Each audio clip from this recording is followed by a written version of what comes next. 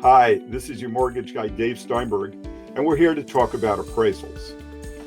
From the bank's perspective, an appraisal answers a very simple question. Does the bank have sufficient collateral so that they support your mortgage?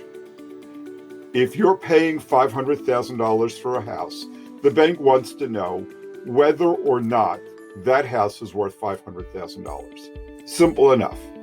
Now, sometimes through the use of something called an automated valuation model, they get that level of satisfaction without actually inspecting the property. Other times they require an appraiser to do a valuation of the property.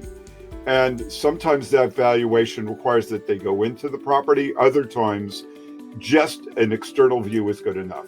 But what the appraiser will do is they will visit the property and they will assess the property versus what they call comps.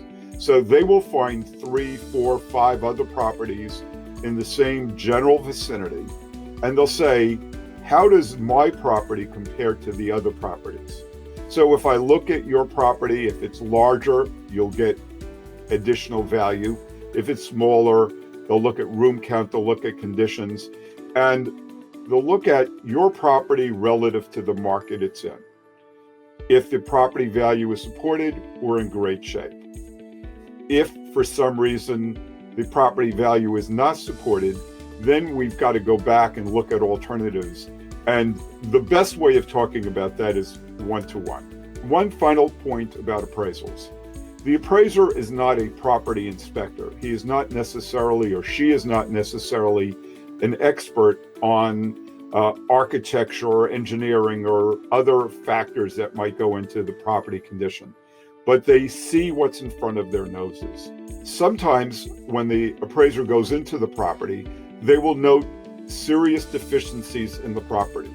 For example, there may be a problem with the electrical system, or there may be asbestos in the property.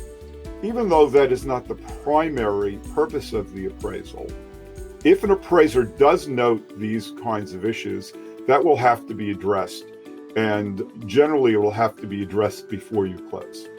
I hope this gives you a good insight. If you want to learn more about it, just pick up the phone and give me a call. I'm Dave Steinberg, your mortgage guy, and I'd be delighted to help you as you go through the process of buying your home. Thanks.